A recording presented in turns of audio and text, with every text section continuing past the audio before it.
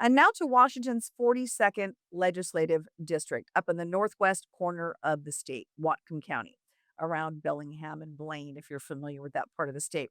Pretty deep blue politically for the most part, some little tinier pockets of red, but pretty Democratic stronghold for the most part.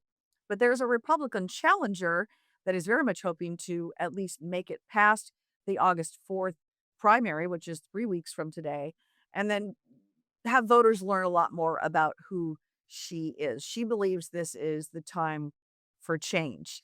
And as I mentioned in the opening here, you'll be seeing those primary ballots likely in your mailbox this weekend or early next week, as they are scheduled to be mailed out later this week. July 17th is the deadline for that. So Bellingham Democrat Eamon Collins, he announced back in February that he was going to run for that state's Senate seat, which is being vacated by Senator Shoemake.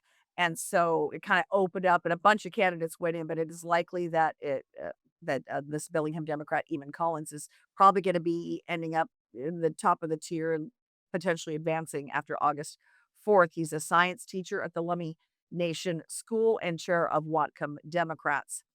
And he followed his announcement to run, followed the announcement of Port of Bellingham Commissioner Michael Shepard, also a Democrat. And I invited both of them to join us for an interview, a video interview, and repeatedly requested that over the last several days and have not received a response from either of them. But I do want to share with you part of an interview from the Republican candidate for Legislative District 42 and that Senate seat up there, because she did respond to me. And this is Blaine School Board member Erica Creydt. Again, a Republican and the only GOP contender really in this race at this point. Numerous attempts to get the other two. Again, I did not receive any response. But Creydt is a psychologist. She's got a couple of behavioral health facilities that she runs up in Whatcom County, so a small business owner herself. And she told me that she's very concerned about the direction of the state, concerned about education. And obviously, as a Blaine School Board member, she's kind of in the know there.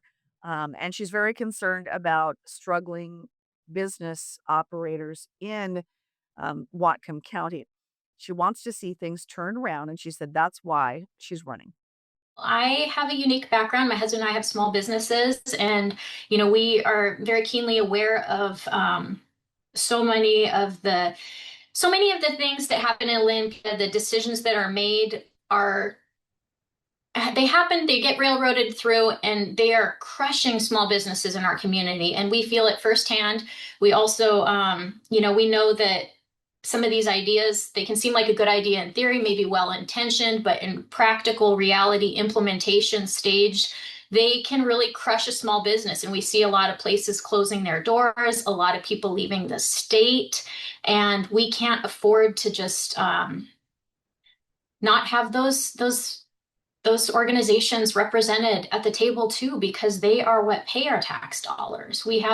Those are what our schools feed off of. Those are what our social services feed off of. Those are important too. We need more balance in there, and we need more people who have an understanding of, what it's like to run a small business and what that takes, because we can't lose that sector fully, or we're going to not have no tax base, which is kind of where it feels like we're headed towards. My opponents, they both work as teachers for school districts, one at Western and one at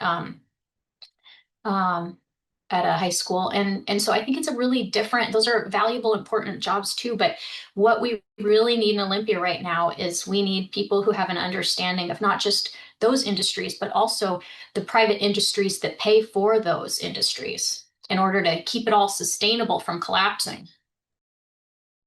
So in the days to come, if either of the Democrats running up there for that Senate seat in District 42 end up accepting a request for an interview, I'll be glad to take those and bring you updates in a future episode of Washington in Focus Daily. I do want to share one thing that Eamon Collins said on his website. He said, as the volunteer vice president of the Culshan Community Land Trust, I hope I'm saying that right, I've seen how state and federal housing policies land on residential construction sites in Whatcom County. And he said that's one of the main reasons that he is running. talks a lot about permanent housing affordability. And then from the website of the other Democrat who is likely to, come out on the top after the August 4th primary, Michael Shepard. He's an educator, community advocate, and three-term Bellingham Port commissioner who's been teaching at Western Washington University for some time. So you can check out either of those candidates' websites for more information. And again, August 4th, the primary, just 3 weeks away. Ballots going out on the 17th, and you still can register to vote. You can actually register to vote for the August 4th primary right up until July the 27th. So you still have plenty of time to do that. You can go to votewa.gov and do that online, or you can go to your local elections office and register in person if you're not yet a registered voter.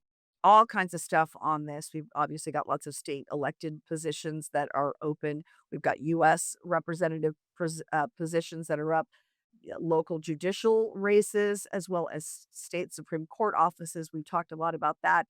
And all of these offices, because we are a top two primary state, are narrowed down to the top two vote getters. There could be 7, 8, 12 candidates running for any given office.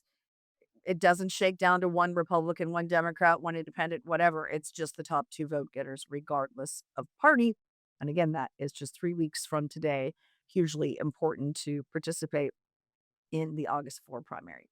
So that's a wrap on today's episode of Washington in Focus Daily for this Tuesday. Always appreciate you watching. Check out our Center Square Washington page for these stories and more. And I hope we'll see you again on Wednesday.